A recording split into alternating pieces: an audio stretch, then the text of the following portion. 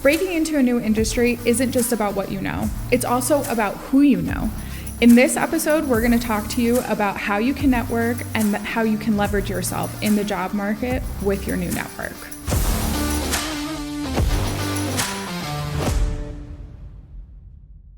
All right, I have to admit, for me, the networking bit is very, very fuzzy because in my head, you go in, you get the training you need, and you apply. You know, it takes 100 times, it takes 50 times, and then, you know, it's called the law of averages. You get a job. But you're saying networking is a smarter way to go about it, Yes. right? But seriously, tell me about that because I'm not a great networker. I'm not big at it, and I don't know how to support my students when it comes to helping them network their way into their first job. So tell me about that. Yeah. So to give perspective on how much it impacts, right? Every student that we have placed since I have worked at Yellowtail Tech has referenced networking as a way that they have gotten their role in one form or another. And as we know, I got my role and through networking, right? So I will say it is a game changer. I think it can help reduce applications, make your job search process way more efficient. And I think it also overall just creates a more long-term plan. So it actually kind of contributes to like your job security, right? In terms of knowing when you're ready to go from one job to the next. You've already put those feelers out there. You've done the work ahead of time. So now you can go to your network and say, hey, I'm back in the job market. This is what I'm looking for, right? So now you have people working on your side a little bit. The first step, though, is identifying who it is that you need in your network, doing the research. We often see job search is very complicated, and people focus a lot on recruiters. So recruiters get bombarded.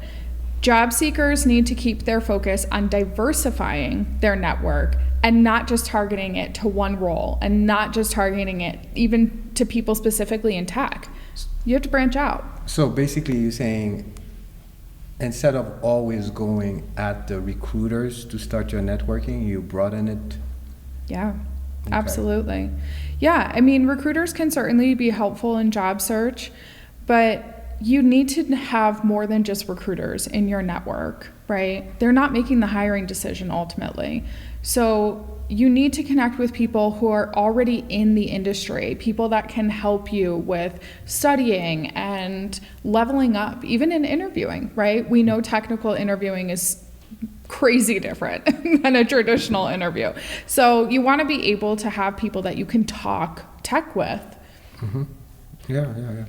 And I think engaging authentically, because if you're gonna go out and reach out to all these people, you have to also be in a situation where you're not only taking.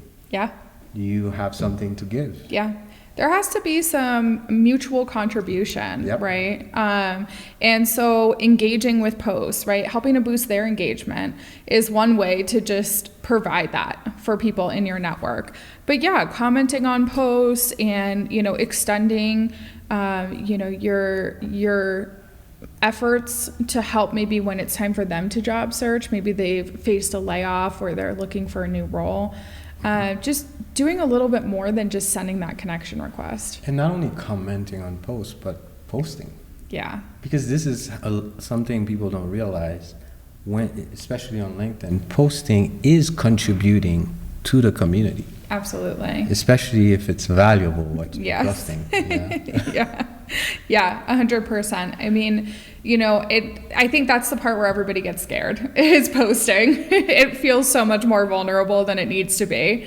It doesn't have to be that serious. I think you pick your tone, and you can have a little bit of diversity in that, but you want to stick with it, right? Maybe you're somebody who wants to really focus your profile on sharing tech tips, or maybe you want to talk about your transition into tech, how you've overcome imposter syndrome, even just the topics that we've talked about today. But if you're really struggling to come up with content, another way that you can hit both networking and, developing posts is by attending LinkedIn Live events or watching podcasts just like this and reflecting on it. Reflection pieces are a great way to garner that interest. Yeah, and also when you're building relationships, you have to make sure it's gradual. Yeah. So don't bombard people, right? Yeah, absolutely.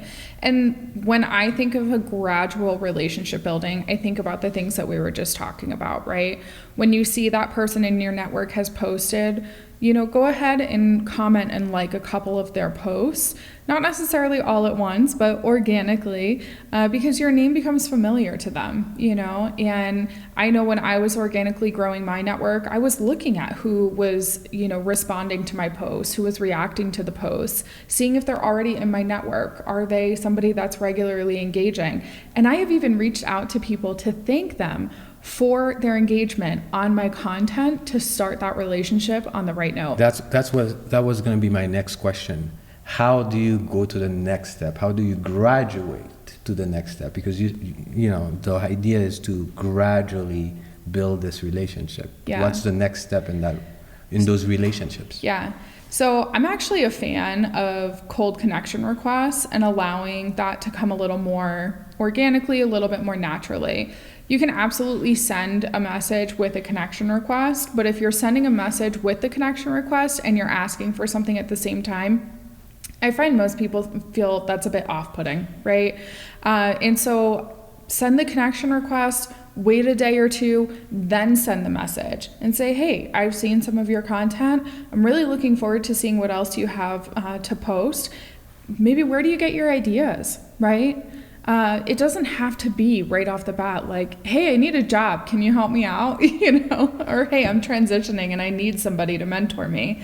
You don't have to start that way. We don't even start our friendships that way in real life, right? We don't do that. So allow that time to find the common interest. Allow that time for the organic relationship to build and grow. Yeah, but also we can leverage mentors and other alumni, other Yellowtail Tech alumni, or from other jobs, right? Yeah, for sure. We have a huge community at Yellowtail Tech. We value that community. And a lot of our community continues to build their own community, even outside of Yellowtail Tech, to bring them into the Yellowtail Tech community. So reaching out to those people and staying in contact is a great way to not only build the network, but keep it going. You want to keep those connections warm. And you want to do that continuously because most people will stay at their job for at least probably about a year, So when you get down to that job search time, a year from now, you want to, still have a little bit of friendliness with that person, even if it's just an acquaintance. Yeah.